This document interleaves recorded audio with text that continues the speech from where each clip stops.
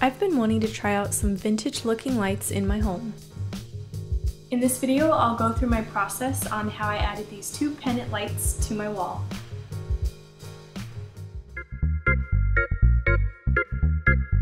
While I was searching for ideas on how to make a project like this, I ran across a site called colorcord.com, and it basically had everything I needed to make a project like this. The main thing that drew me into their products were all these great colors to choose from. They sell pendant light cord sets, which are already assembled, in a variety of colors and sockets to choose from.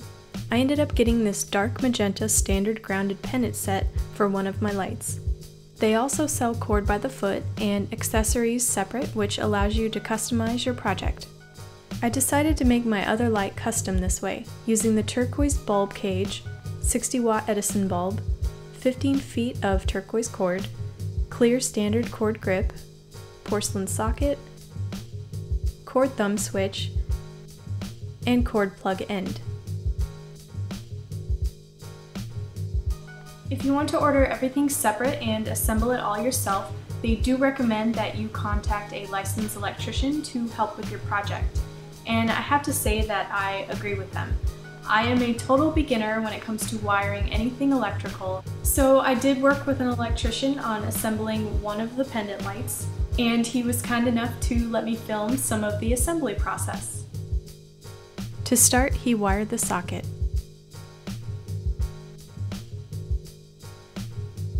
The tape holds the fabric covering in place as he works, otherwise it will bunch up and unravel.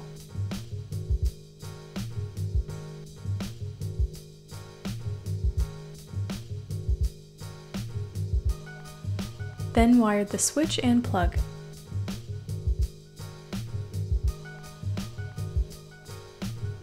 And used a current tester to make sure it was wired properly. Then added the bulb cage.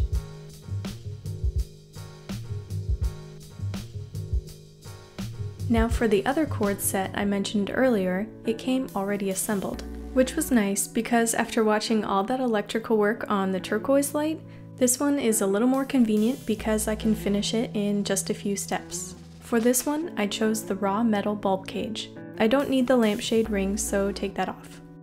Because it doesn't just fit onto the socket, I need to stretch the cage a little. Since it's just me making this, I need the socket to stay put while I put the cage on.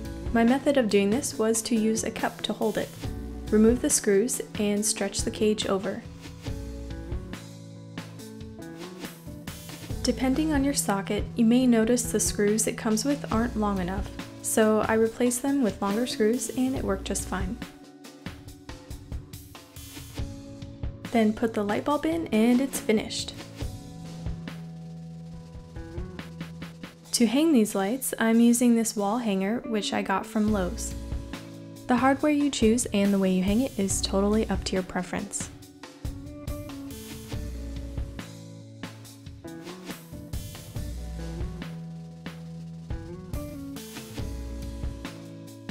Based on my experience with this project, if you really want to go the custom route and choose the length of your cord and accessories, don't skip out on consulting with an electrician. You don't want to risk assembling the wires incorrectly. Or if you want to save some time, go with the pendant light cord sets, which are already assembled. I found this route to be much more convenient. They have a lot of cord and socket sets to choose from, and then you don't have to worry about assembling them. I hope you found this video helpful if you are also looking at light projects. Be sure to check out Color Cord Company's blog for more inspiration and check out their site to find all the items I used in this video. Go to colorcord.com or find the links listed in the description below. For more tutorials, be sure to subscribe and check out my channel. For a couple more DIYs, you might like to try these tutorials here. You can also find these links and more in the description below.